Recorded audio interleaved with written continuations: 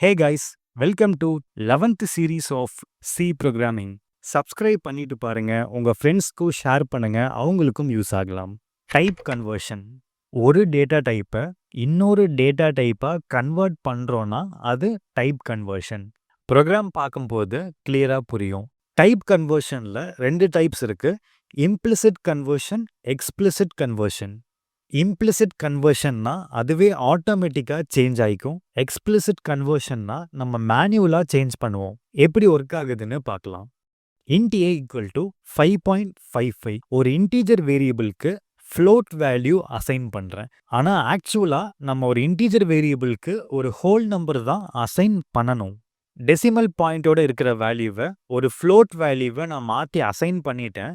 இப்போ பிரிண்ட் பண்ணி என்ன ஆகுதுன்னு பார்க்கலாம். பிரிண்ட் ஸ்டேட்மெண்ட்டை டைப் பண்ணிட்டு ரன் பண்ணுறேன்.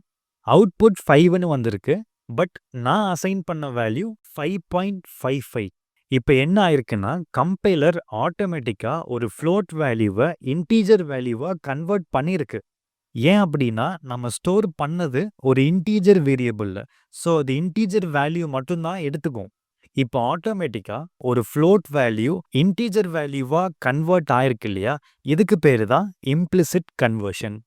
இதே மாதிரி ஒரு ஃப்ளோட் வேரியபிளில் இன்டீஜர் வேல்யூவை அசைன் பண்ணி பிரிண்ட் பண்ணிங்கன்னா அந்த வேல்யூ ஃப்ளோட்டாக கன்வெர்ட் ஆகும். வீடியோவை பாஸ் பண்ணிவிட்டு ட்ரை பண்ணி பாருங்கள். Float A equal to 5.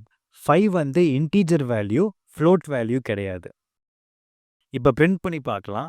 Format specifier %f use பண்ணிக்கோங்க. ஏன்னா ஃப்ளோட் வேல்யூவை பிரிண்ட் பண்ணுறோம்.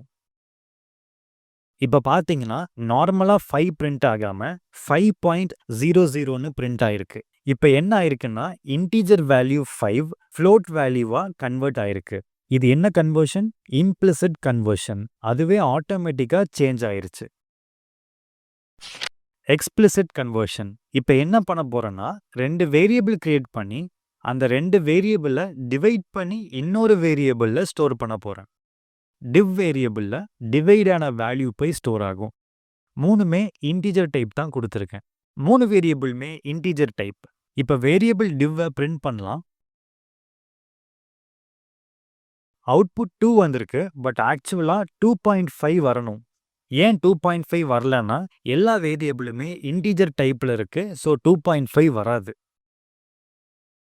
டிவைட் பண்ணி எனக்கு எக்ஸாக்டான ஃப்ளோட் வேல்யூ வேணும். ஸோ நான் என்ன பண்ணுறேன்னா டிவைட் பண்ணும்போது அந்த வேல்யூவை ஃப்ளோட்டாக கன்வெர்ட் பண்ணி டிவைட் பண்ணுறேன்.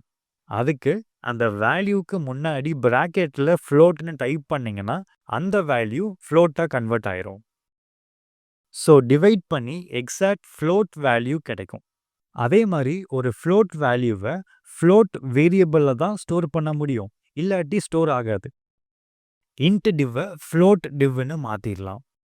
ஃபார்மட் ஸ்பெசிஃபையரை எஃப்ஆ மாற்றிட்டு ரன் பண்ணலாம். இப்போ எக்ஸாக்ட் வேல்யூ 2.5 அவுட்புட் வந்திருக்கு.